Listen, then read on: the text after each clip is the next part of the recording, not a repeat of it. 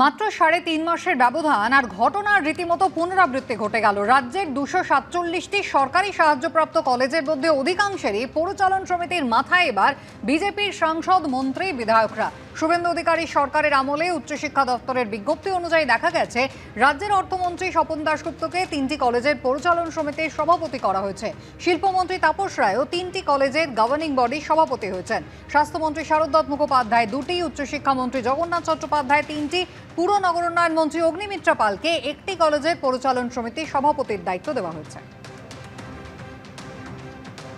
উচ্চশিক্ষা দপ্তরের জারি করা এই তালিকা, যেখানে দেখা যাচ্ছে মাথায় কিন্তু রয়েছেন শুধুমাত্র বিজেপির সাংসদ এবং বিধায়করাই, আর তা নিয়ে কালেখা তৃণমূল এবং মৃতব্রত তৃণমূল দুই শিবিরের গলায় সমালোচনার সুর।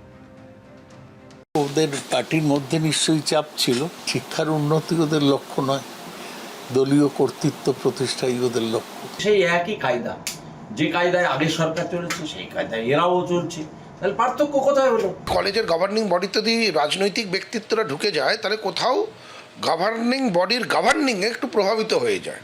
আর যদি একান্তই রাজনৈতিক ব্যক্তিত্বদের আনতে হতো সাংসদ বা বিধায়ক, তাহলে তো সব দলেরই সাংসদ বিধায়কদেরকে আনা যেতে পারত।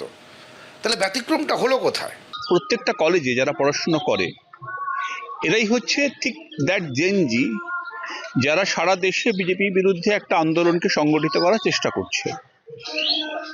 কলেজগুলোতে একদম পলিটিসাইজ করে প্রত্যেকটা জায়গাতে নিজেদের লোককে বসিয়ে বিজেপি চেষ্টা করছে পলিটিক্যালি এটাকে কন্ট্রোল করার, এই জেনারেশনটাকে।